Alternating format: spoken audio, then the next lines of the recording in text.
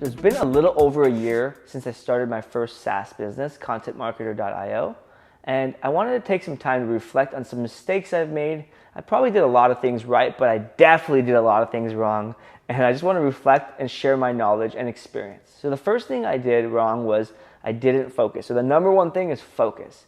I didn't focus. I had two SaaS businesses I started at the same time. I had a full-time job, I had a couple clients, I moved, and personally, it wasn't as big of a problem as my professional and mind and brain power and mindset I had to the SaaS business. And because of that, the growth definitely suffered. Don't get me wrong, we have 5,000 customers at contentmarketer.io, super happy, but I definitely could have got there faster or better without as many of these mistakes. The second mistake I made was I didn't define my customer's persona early enough. And frankly, I was wrong in my first customer's persona. I thought we were going to target a lot of marketers. I knew the space, so we just kind of ran with it with the information I knew because I was the marketer I was the customer, the marketer that we were selling to, and it turned out to be a lot different. And so I wish I could go back and really take our beta product or a really early version and spend more time, actually slow things down so that when we were ready for prime time, we had a very badass product that was pinpointed for that right customer.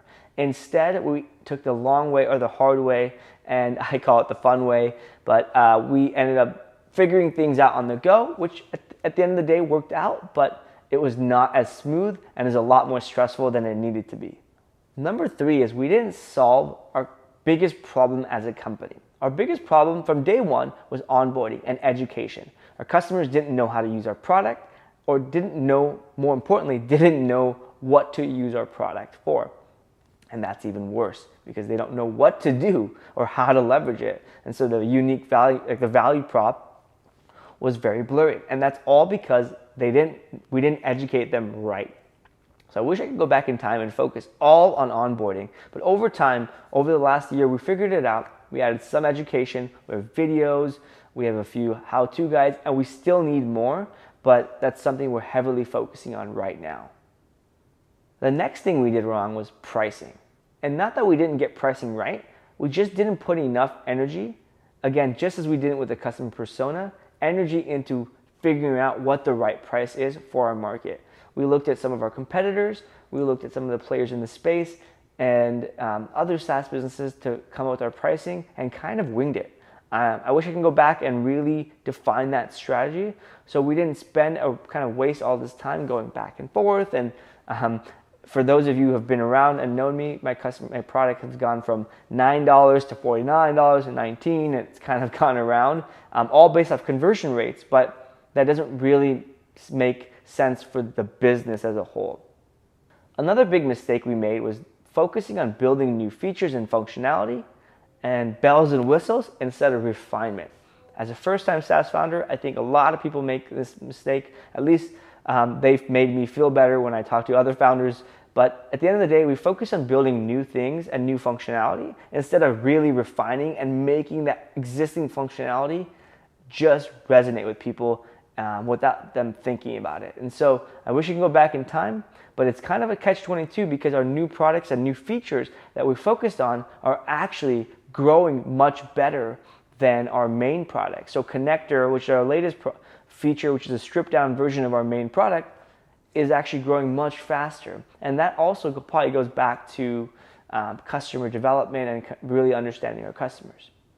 Another mistake we made, and yes, there's a lot of mistakes we made, was really going too fast and skipping a step. So we hit 100 customers in about a week.